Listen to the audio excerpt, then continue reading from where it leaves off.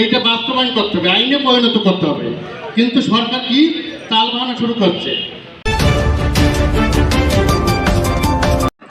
বরিশাল সদর উপজেলা আওতাধীন ৭ নং চরকাওয়া ইউনিয়ন কমিটি গঠনের লক্ষ্যে আয়োজিত সাংগঠনিক আলোচনা সভায় বক্তব্য রাখছেন এনসিপি নেতা মোহাম্মদ সবুজ হাওলাদার। পিছনে কারা, এর জন্য দায়ী কারা, কারা যেতে চায় না মার্কা, কারা এর পিছনে ষড়যন্ত্র করে, তারা তো আবারও কি লুটপাটের রাজত্ব কায়েম করবে, তারা এদেশে আবারও কি সেই স্বৈরাচারী পন্থা কায়েম করবে, তারা এদেশে আবারও কি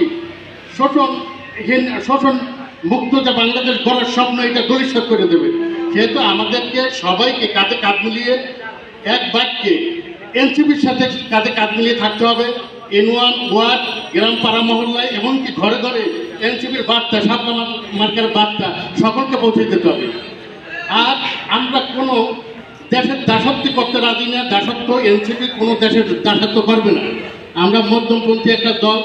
বাংলাদেশে হিন্দু বৌদ্ধ মুসলিম বৌদ্ধ খ্রিস্টান যারাই আছে সবাইকে নিয়েই আমরা সুন্দর বাংলাদেশ নির্মাণ করতে চাই এবং সুন্দর বাংলাদেশ, বৈষম্যহীন বাংলাদেশ নির্মাণ করার জন্য এনসিপি তার আত্মত্যাগ দিয়া, ঠিক আছে, প্রচেষ্টা দিয়ে সংগ্রাম চালাই দিতে আছে এবং সংগ্রাম করতে আছে। আশা করি আপনারা সাথে থাকবেন, পাশে থাকতে সহযোগিতা করবেন।